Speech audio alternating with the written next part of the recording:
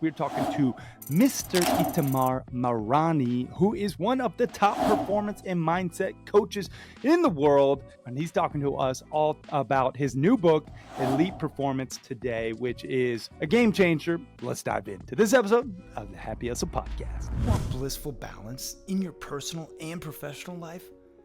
Great. What's up, guys? My name is Kerry Jack, and I want to help you happy hustle a life you love. One full of passion, purpose, and positive impact. I'm a lifestyle entrepreneur, a professional model / actor, a digital marketing specialist, a podcast host, author, a biohacker, an eco-warrior, a martial artist, a hippie cowboy, and a humanitarian. My goal is to educate, inspire, and entertain you to live a life of passion, purpose, and positive impact. It is time to happy hustle your dream reality. All right, Itamar Marani, welcome back to the Happy Hustle Podcast, my brother. I am super stoked to rock the mic with you again. Likewise, man. Thank you for having me again. Yeah, man. I mean, I got to say, last time we did this, it was the first year of the podcast way back when, near 2019, 2020, technically is when you were on. But man, a lot has changed in both of our lives. You know, you're moving to Austin. You got a 4-year-old. I got a 2-year-old son. I mean, you got a new book out, Elite Performance. Just really cool things have transpired. And you are regarded as one of the top performance and mindset coaches in the world. You're a former Israeli Special Forces operative. You are the youngest federal agent and air marshal in Israel's history. You're a Brazilian Jiu-Jitsu black belt who's competed at the world-class level and a mentee of Mossad's chief psychologist. And you have coached hundreds of 6 to 9-figure entrepreneurs, executives, traders, and pro athletes to break through performance plateaus, eliminate that mental drag, and operate at their highest level under pressure. Your clients have exited companies for 9 figures, raised hundreds of millions of dollars, and entered top 10 rankings in the world, among many other results. And specifically, man, you are a happy hustler who is going to share with us some of this elite performance tips, tools, and tactics that can help us, put the happy in our hustle in an even higher light. But before we get into all that good stuff, Itamar, I'm curious, what is something interesting about yourself that not too many people know? I know, curveball. Yeah, curveball. Interesting right now is I think I've taken up surfing, and I'm getting pretty obsessed about it. And it's interesting. I'm using all my modalities for performance and coaching myself and how to really get good at surfing. Obviously using other coaches, but applying that. Yeah. And another fun fact, I've visited over 70 countries. Oh, wow. Yeah, that is a fun fact. Man, oh, man. Traveling, what a great education. And then surfing, I literally almost drowned surfing the last time I really got after it. So a little PTSD on that. Yeah, another great education. But I was like, all right, I think I'll stick to the mountains and cowboy shit out here. So, yeah, good for you. But maybe when I'll come to Thailand with you one day, I'll stay in the baby section of the waves. So, well, cool, man. Well, you have a new book out called Elite Performance, the Israeli Special Ops Mindset System to Win the War Within and Achieve Audacious Goals. I got to ask, why write this book, man? This is, I know, a beast, a labor of love to put a book together. Why did you write Elite Performance? It just seemed like the next step. So to be truthful, when we talked, I think it was about 5 years ago. Yeah. I had a desire to write a book, and I knew this was a part of, if you want to help a lot of people and you want to grow these kind of businesses, it's a non-negotiable step. And what's interesting is that I think even probably on that podcast afterwards, when we just chatted, you and I said, oh, I'm going to write this book. But what I realized at the time, after giving it a first crack, is that I wasn't actually ready. The system wasn't as fine-tuned as it needed to be. And about 4 years later, that's when I figured out, you know what? I think it's time to do this. And it got to a point where like this system, because we also have our group program, besides me coaching one-on-one people just didn't have questions anymore. We were fine. Sorry, everything all right? Yeah, sorry. No, I just looked up the exact date. Sorry. I'm looking at it. It was 2023. So 2023. Yeah. Okay. Yeah. So like it just felt like it was at a point where the system was clear enough that it could be helpful to everyone in this kind of format as well. And it was just something that felt the right thing to do. It's like, this is knowledge that there's no need to hoard it. Like, the more we give, the more we get. And especially to kind of your audience, people that both want to achieve a lot and don't want to feel miserable while doing that. I feel like we figured out a great formula for this, a great system and a great process. We wanted to share that and get it out there. Yeah. Yeah, man. I mean, you have a very interesting background. I do want to reference the old podcast. That's why, if you guys, we're going to link it up in the show notes, but if you want to know more about his very robust and interesting, I mean, like, super unique backstory, definitely check out that first pod. But the stuff that you have been able to now take from the military and this world and apply it to high performance in the entrepreneur game is, I think, such a important piece to the puzzle for our Happy Hustle audience. And that's why I'm really excited for this book too. You mentioned the system. I know we can't get too deep, and people just got to pick up a copy of the book if they want to really, go in the nitty gritty details, but break it down for us high level. What is that process? Great question. So again, if we look at the title of the book, the whole goal is to achieve audacious goals by winning the war within. So the premise of the book is, and it starts out with the question, could somebody else with your exact skill set achieve more than you? Because if you're saying yes to that, that means you have everything in place, but there's something inside you that's blocking you. So what we're trying to do with the whole book is just, how can we systematically dismantle that part of you that's holding you back? So the 5 steps are actually pretty simple. And this is how I would coach someone if I was with them face to face. We met at a conference or whatever it may be. Say, okay, I want to achieve this goal. Great. First off, are you actually clear what this goal is? Do you have extreme clarity on why you want to achieve this thing? And have you broken it down to the granular level of what is the current biggest bottleneck to doing that? That's step 1. And again, it's actually a 4-step process, and we explain it in the book. We break it down. Yeah. Step 2, once you're clear on what the bottleneck is do you know what the most direct path to solving it is? Because the reality is, we gravitate towards doing whatever is familiar to us, whatever is comfortable to us. Yep. And the way that I learned this is actually when I was working undercover. So most of the lessons in the book actually don't come from my time in the military. They actually come from my time working undercover abroad. What you were saying about being a federal agent, actually worked undercover abroad in several countries. And while I know there's a lot of information out there from people with ex-military behaviors, I actually got most of my life lessons from mentors in that field, because it's different. When you're working undercover in a prolonged period of time in a different country, it's a very different mindset, which is actually, I think, in some ways more similar to entrepreneurship, because it's a constant grind. It's not like you go outside of the wire, you're on a mission, and then you come back and it's kind of done. Right.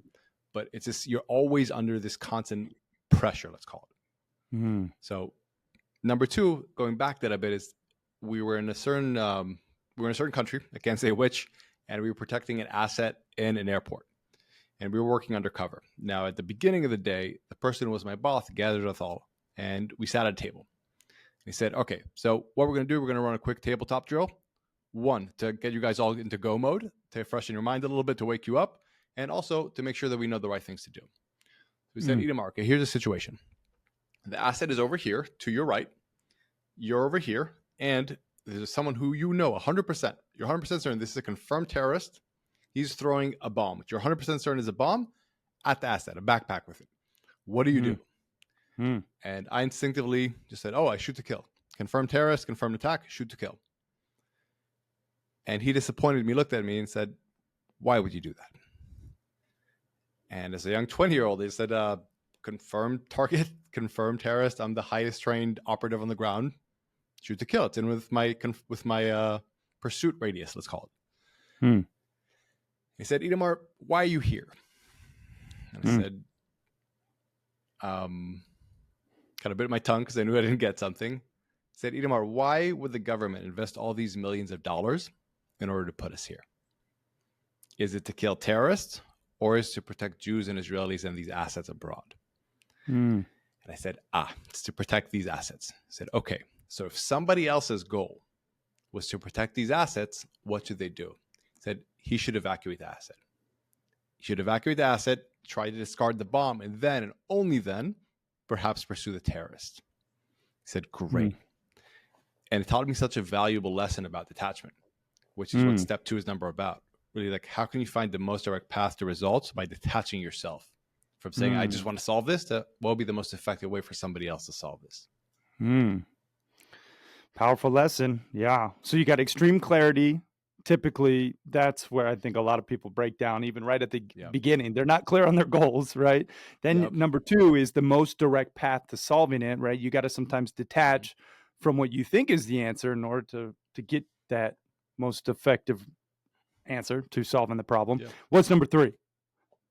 Number 3 is that as soon as you know what you want and you even have the most direct path, there's going to be a voice in your head, again, that war within, that's going to say, but what about this? And it's going to try to trick you into thinking why you can't do this or that. Now, this is extremely relevant. For example, your kind of audience. A lot of times the entrepreneurs I work with, they really want to scale. But as soon as they figure out this is what I need to do to scale and they get excited about it, that voice pops in their head saying, like, but wait, what about your relationships? What about your physical health? What about like your relationship with your children? Whatever it might be. And there have these nagging concerns about why they can't really give that focus the attention it requires. So a simple solution for that is just to put in guardrails. And a lot of these things that we're concerned about, that the reasons the stories we tell ourselves about we can't commit to something and really go all in, they can actually be solved pretty easily.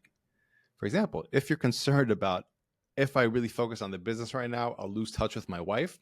What if you just put in the calendar as a recurring event 2 date nights a week?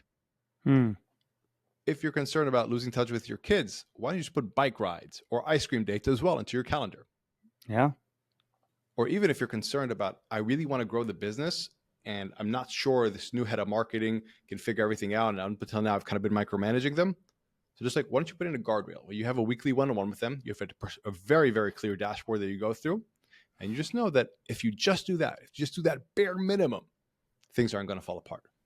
And I kind of learned this lesson. I think we covered it last time in the podcast, that for a while, I was the head of security for a Russian billionaire. Yeah. And yeah, you know, like, it was wild. He was very successful financially. He had this $500 million mega yacht. We were flying all around the world, but he was a miserable human being because he achieved many of billions of dollars, but his family did not like him because while he was doing all that, he completely neglected them. Yep. And he was kind of a true example of why having just blinders on and focus can achieve your result in one field, but a failure in life, so to speak. Amen, brother.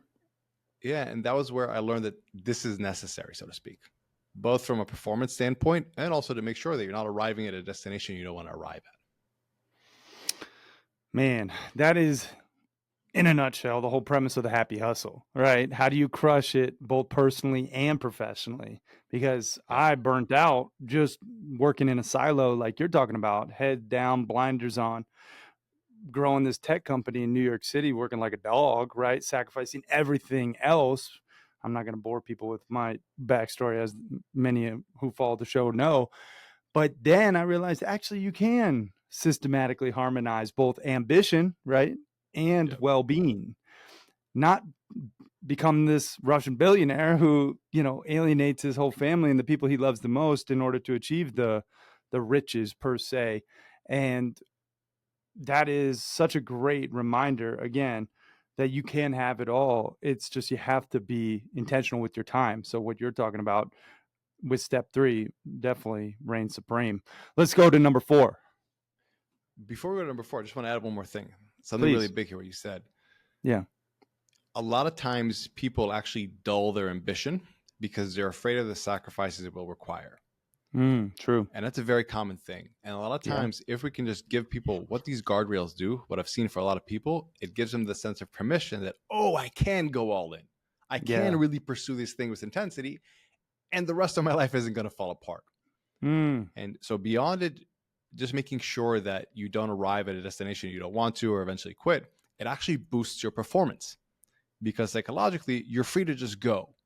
Like, imagine if the analogy we use in the book is When you go to a bowling alley and you know where they put those bumpers Yep. on so the ball Yep. can't fall out, and then the kids Yeah, I just have still a bowl with blast. those. They're just like going for it. Yeah. It's like, Yep. imagine if you could have that in your life where you could just have the freedom to really pursue your goals and have fun with it, knowing that the rest of it is not going to fall apart. That's a psychological freedom we're trying to create with these. And Yeah. beyond the holistic version that it's going to give you a better life, it's also just going to improve performance. Yeah, exactly. Yeah. Well said. Cool. So that is step 3. Step 4 is performance anchors. And this is the one that can be uncomfortable for some, because the reality is we all have a tendency to just try to do more. But actually, by having an audit and figuring out, okay, this is your new most direct path. These are most effective actions you could be taking. What do you need to get out of your life in order to make room for that? That can make all the difference. And from what I've seen, this simple step can sometimes be the most emotionally uncomfortable for people, but it actually can create the biggest wins, because you're not, for example, trying to add, a bigger engine to a car or to improve kind of the go through, whatever it may be. You're just shedding some weight that doesn't need to be there. And this is a step where there's both light performance anchors, like the things you shouldn't be doing, like the WhatsApp chats that you're in, the late night scrolling, whatever it may be, the things that whenever you tell somebody about them, they see, they're like, yeah, I shouldn't be doing that. That's foolish. I can let go of it. Yeah. But there's also the heavy performance anchors. These are certain relationships that keep you stuck. Whether it's at work, with you have that employee who was the star on day one, but now actually they just don't fit anymore to where the company's going. Yeah. Whether it's professionally or personally, they've also retracted. Or for a lot of people, it's those back at home friends. The people, whenever you try to go back home for the holidays or whatever it may be, they try to stick you into the definition that who you were when you were 18, where you were 20. Yeah. And they're holding you back. And a lot of times these heavy performance anchors, they have a lot of loyalty wrapped around them, but they really drain people.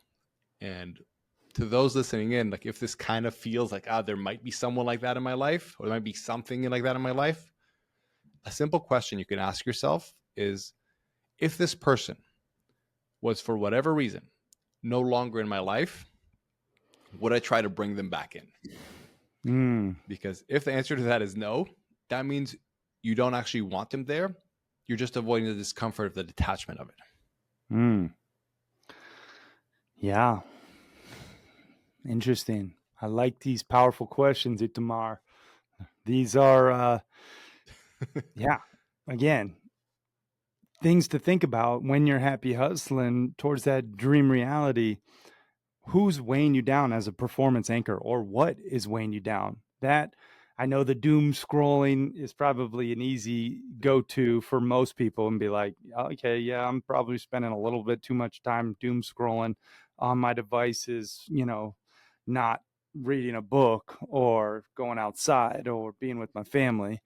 But then take it a level deeper, and it's like those toxic relationships that really you feel loyal to because you have history, but ultimately they don't serve you or the mission.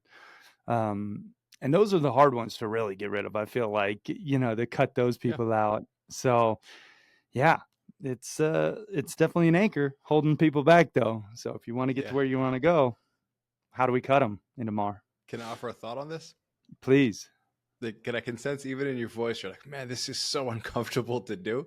Yeah. And the angle that I found that is the most freeing is not approach it from a place of, let's say, I am better than these people, because it's people don't connect with that. But if you can actually approach it from a place of humility, of saying, I have to have the humility to recognize that I'm not Superman. I can't take everyone on my back, especially if they don't want to be there and still make it up the mountain. And a lot of times that humility is actually what can set you free. When you just look at it and accept, the reality is that I can't achieve everything I want to achieve for the people that I want to help if I'm also trying to carry with me these people that are not on the same journey. And a lot of times just that humility, it says, okay, I guess I can't do that. It's not that it's me against them. It's just that I recognize I am not capable of carrying the whole world on my shoulder. And that frame a lot of times gives people the permission to remove these anchors from their life. Yeah, coming at it from a place of humility. I'm curious, just to go and double click on this concept of performance anchors. I find too, at least in my journey, I've had performance anchors in the form of like money blocks, just coming from humble roots. I feel like a lot of people can resonate too, where you have this idea of money, and maybe it's misaligned with your goals. Maybe the self-limiting shackles that this belief puts on you at a subconscious level are actually what's holding you Yeah. back. When it comes to money being a performance anchor, how do you recommend breaking through that barrier?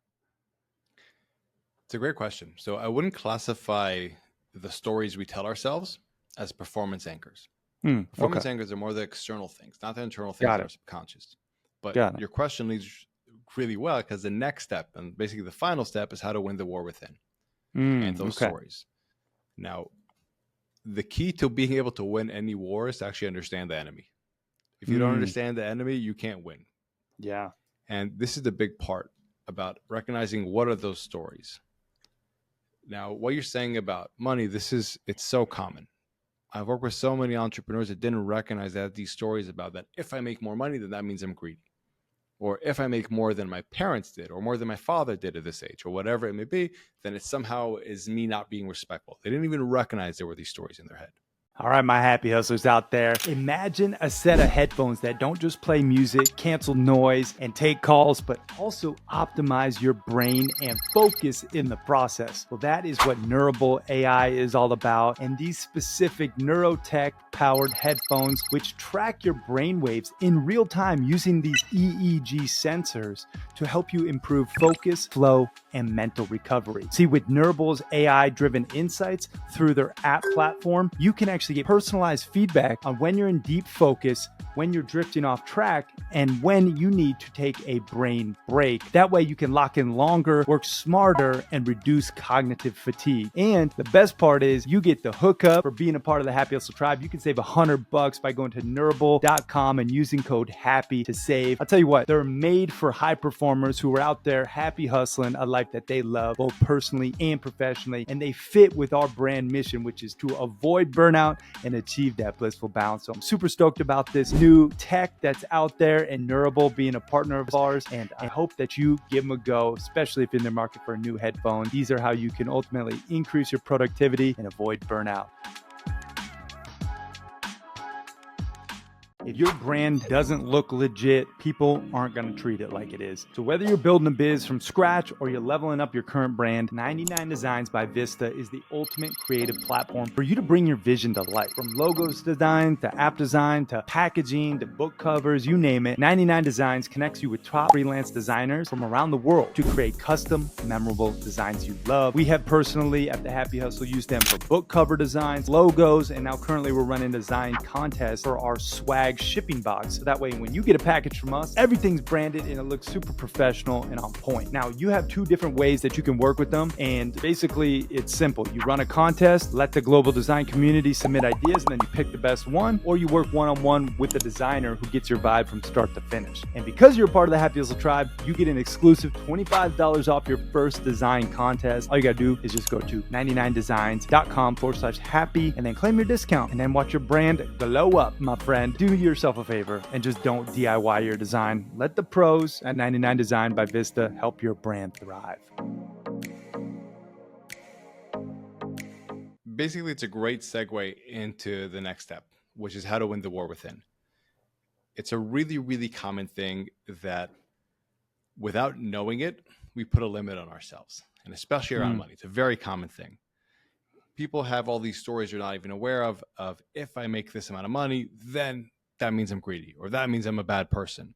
Or if I make more than my father made at my age, that means I'm not respecting him in some way, or I'm not appreciative.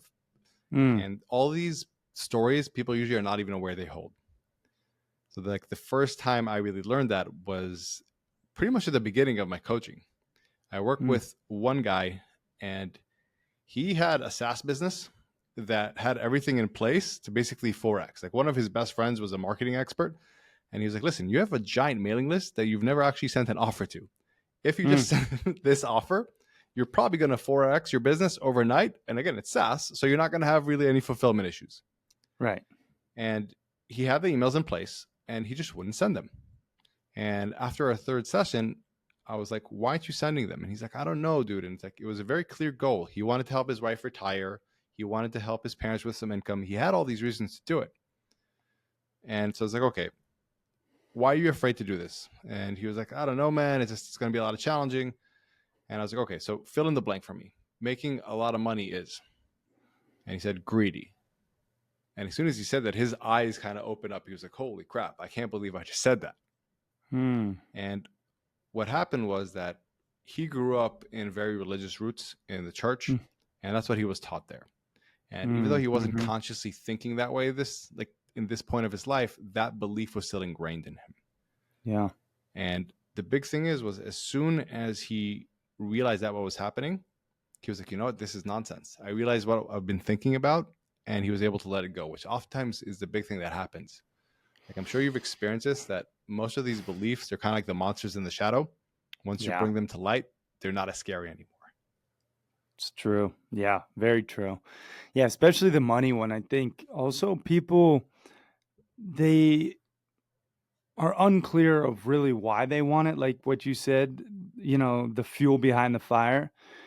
And they just crave more for more's sake, and without clarity, again, going back to the first step, it's difficult to achieve anything. But then when you don't have clarity, it becomes near. I don't like to use the term impossible because nothing's impossible, right? But it just doesn't serve us. So for me, we call it the more disease in our happy hustle, world. I wrote about it in our book, but I feel a lot of entrepreneurs get infected with the more disease, people in general, but specifically high performers. They want more money. They want more toys. They want more love. They want more likes. They want more freaking followers, all the things. And they don't know why they want it. And then they also don't know when enough is enough. And I believe the cure to the more disease is exercising the power of contentment and living in that state of gratitude, practicing every day that attitude of gratitude, measuring yourself backwards from where you started rather than this ever-changing goalpost forwards, which is constantly moving, right? What's your cure to the more disease when people are coming to you and they're just saying, this is my next target, and maybe uncertain of really the why behind it? I'll answer it a bit of a different way. That's okay. Please. I think a lot of the more comes from mimetic desire. So we see something that's around us and we also want it. And mimetic desire, and even in business, shiny objects and so on, we fall into them when we're not clear on what we really want. And like you said, it really has to come from that place of extreme clarity. And it's why we call the chapter in the book Extreme Clarity, not clarity. It's not about clarity and just what I should solve, but why do I really want it? Now, I'm sure you've seen this in your community, is that a lot of people hit a certain, midlife crisis at age 35, 45, whatever it may be, where they're like, I got the job, I made the money, I got the thing, like the house I thought I wanted, and then I didn't get the feeling that I wanted. And it's because they actually did it inversely. Instead of thinking first from really a first principles level of what is the feeling that I want out of life. Because at the end of the day, all our actions are to get us to feel a certain way. We're emotive creatures. We're not logical ones. So if we can first figure out what is the thing that I want to feel in life. Everyone is different, right? For some people, it's a sense of pride, accomplishment. Some people, it's contentment. Everyone is different. Yeah. And then actually reverse engineered, okay, for me to feel this way, what needs to be in place? That's your answer. Because everything that's out of that, you can have that compass of like, oh, the more likes, the more vanity metrics, the more jet skis or whatever it may be. This isn't part of that equation. This is just something that, I'm a human being. We like to collect stuff. We grew up, we evolved, in a world that was very scarce, and sometimes we just gravitated to grabbing stuff. But if we can have that clarity that this actually isn't required for what I want out of life, that's, I think, when we can have an easier time being content, because we can measure this against something. It's not just, so to speak, contentment for contentment's sake, but it's to recognize this isn't part of my plan. This is just that lower part of me that I have to fight against, the war within me that I have to battle, and recognize this is just a fake. We're not going for this. Does that kind of make sense? Yeah, it does. I mean, for me, I'm going deep down the rabbit hole with my coach, my inner performance guru, will you? And it's all about feelings first, which drive the brain and clarity, extreme clarity, to your point. So it's very much on point with all the things that I'm working on currently. And I think a lot of people get it, backwards, to your point again. So understanding the feeling you want to emote and how you're going to achieve it, and then reverse engineering that process. Very powerful stuff. Again, these are the mental blocks that are holding people back out there watching and listening. If this resonates, I do highly recommend picking up a copy of this book, Elite Performance, and just going in with that blank slate, that maybe I do have stuff holding me back and I do need a better process and operating system. If you can, repeat those steps for the happy hustlers in a concise fashion, please, and then mention where we can get this awesome book. Cool. So again, if that sentence could somebody else with your exact skill set be achieving more than you, like it stings in a certain way or it frustrates you, that means two things. One, that you're a driven individual who wants more. And two, there's a part of you that's holding you back. And that's the war within. So the first step with that is to first get extreme clarity. Now, what we didn't get to say is that without extreme clarity, you can't do the final step of the war within, of figuring out what your mental blocks are. Because what happens a lot of times, people just start with what are your mental blocks. They aimlessly wander in the dark. But if you can figure out the extreme clarity part, which is step one, and then step two, what is the most direct path? What are the key actions that somebody who wanted to achieve what I'm trying to achieve should take? Then, and only then, can you ask, why is a part of me resisting doing that exact thing? And that way, instead of just looking at random mental blocks, you can find out what is the actual bottleneck internally. Yeah. Like in business, you wouldn't just go around saying, like, what are good things we can improve? What are random problems? You figure out what is the bottleneck to success, and you just tackle that. So you have extreme clarity, the most direct path. Then you figure out the guardrails to give you, again, that mental permission, so that little enemy, that internal enemy, can't pop up and say, it's a bad idea, because you can negate that. And you also cut away the performance anchors. So you can operate at your best, because, again, you have to have that humility to accept that you're not Superman. And if you're already going to be compromised because you're tired, you're not going to be your best. And then finally, you have to understand that war within. You have to uncover the enemy within. You have to put it in its place. And what we didn't get to talk about, but something we feature in the book, is a peak performance protocol as well. Because sometimes there are just moments that demand more. When stakes are high, when pressure is really at the top of it, you have to have a way to manage that lower part of yourself so you can be your best when it counts. Love it. And where's the best place for people to pick up a copy? They can find it on Amazon, or you can go to our website at itamarmarani.com/book. Also, as part of the launch, we're doing a book raffle. Basically, all you need to do is buy the ebook, and we're putting it at the lowest price ever it's going to be right now, at less than $1. I think it's 99 cents. That was the minimum Amazon allowed us. And if you just share a screenshot with that with our team, you get entered in the raffle. And we're giving away one spot in our group program, which is a 4-figure investment, and one spot which you've never ever done before with me for one-on-one coaching, which is a $50K value. And again, like, we're never doing anything like this probably again. It's just for the book launch. So if people are interested in that, they go to itamarmarani.com/book, and they can find all the details. Yeah, check it out, guys. Itamar Marani, that's ITAMAR, and then MARANI.com/book, or just click the link. It's probably easier.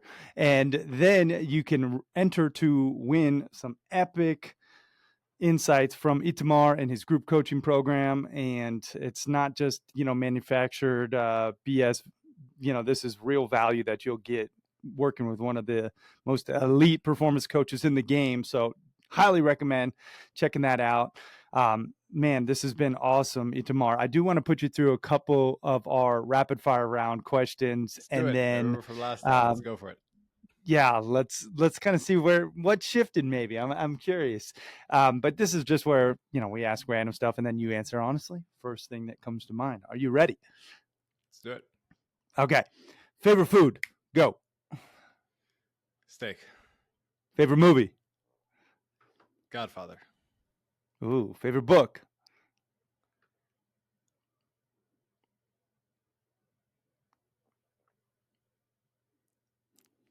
I forgot the name of it for a second. Gates of Fire by Stephen Pressfield. Oh, nice. What's your spirit animal? If I had to, it would probably be a jaguar. Love the intensity. There you go. Best business advice? Make sure you're building a business that serves your life. Don't sacrifice your life to build a business. Well said. Happy hustle hack for your health. Something uniquely Itamar that you do. Have a protein shake before going out to a meal with friends. Like, you'll be a bit full, you'll get your macros in, and you'll avoid making bad decisions. That's actually a really great tip. Happy hustle hack for your money. Again, something maybe uniquely Itamar. If you don't care, if you could never show this to anybody else, would you buy it?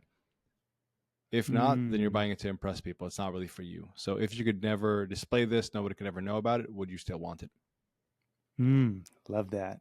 And then happy hustle hack for your spirituality, something you do to connect to a higher power that might be uniquely Itamar. I don't think it's uniquely me, but I think there's a power in being in the ocean and being in nature and surfing. And there's certain universal truths that you learn. Like I said, like you almost drown. Like that happens to me sometimes as well when you go for really big waves. Yeah. And I think it's something that humbles you, it resets you, and especially being on a computer a lot, just being in the ocean at sunset, there's something special about it. Yeah, so true. Yeah, nature's Like church. my simple rule of thumb is that I'm not allowed to say something is frustrating me or stressing me if I haven't been surfing for a week. Yeah, that's a good point. 3 things you're most grateful for today.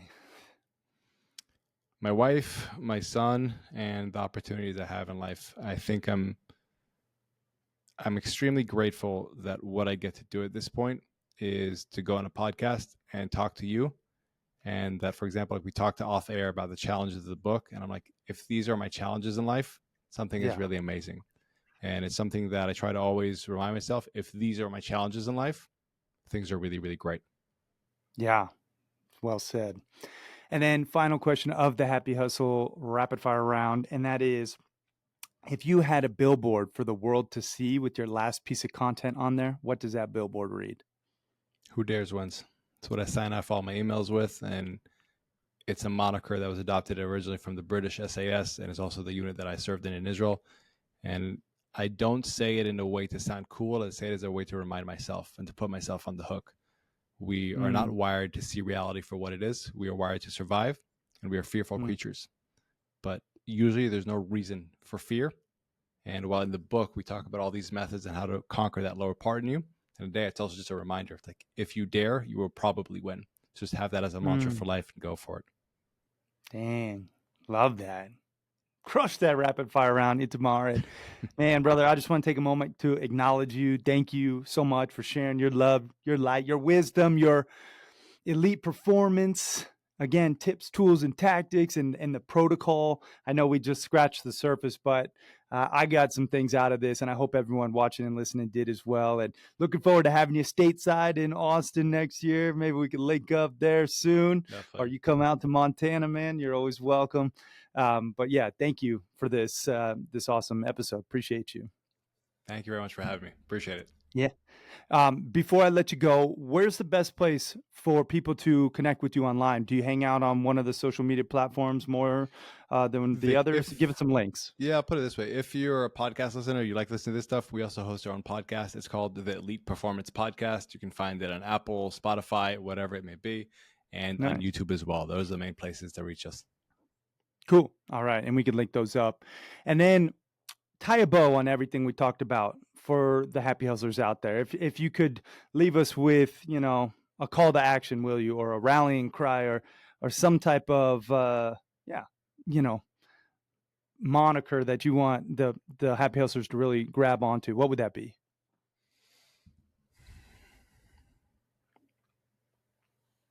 Your performance comes down to two main things: your skill set and your ability to handle pressure.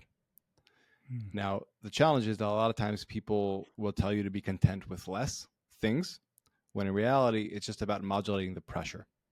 And if you can learn to modulate that pressure internally, you can actually achieve more with less effort. So again, like as I said, if you feel like somebody else with your skill set should be achieving more, recognize that's a pressure modulation problem.